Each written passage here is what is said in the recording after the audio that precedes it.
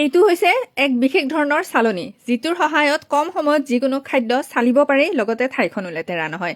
আৰু ইয়াতে যে দেখিছে দুডাল হেণ্ডেল আছে, আচল কাৰুকাৰ্যটো ইয়াতে আছে।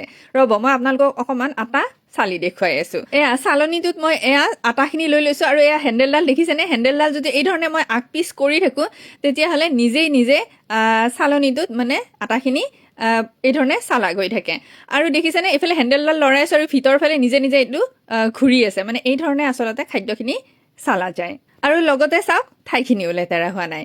এতিয়া কথাটো হৈছে, পাকঘৰত যেতিয়া আমি এনেকুৱা ধৰণৰ সামগ্ৰীসমূহ ব্যৱহাৰ কৰোঁ, তেতিয়া আমাৰ সময় কষ্ট দুয়োটাই লাঘৱ হয়, আৰু তেতিয়া আমি সেই ৰাহি হোৱা সময়খিনি আন সৃষ্টিশীল কামত দিব পাৰোঁ। আৰু মই পাকঘৰত সদায় এনেকুৱা ধৰণৰ সামগ্ৰীসমূহে ব্যৱহাৰ কৰোঁ, আৰু এনেকুৱা ধৰণৰ সামগ্ৰীসমূহ আন বহুত দৰ্শকে মানে চাই ভাল পায়, বা মই এই ধৰণে দেখুৱালে তেওঁলোকে কিনি মানে ব্যৱহাৰ কৰি ভাল পায়। সেইকাৰণে এই সামগ্ৰীবিধো দেখুৱালোঁ আজি। আৰু এইটোৰ দামো বেছি নহয়, 200-300 টকা মানৰ ভিতৰতে পাই যায়। আৰু এইটো কিনিব পৰা লিংকটো এই ভিডিঅ'টোৰ ওপৰতে এফিলেটত দি থৈ দিছোঁ, মন কৰিলে নিশ্চয় চাব পাৰিব। ধন্যবাদ।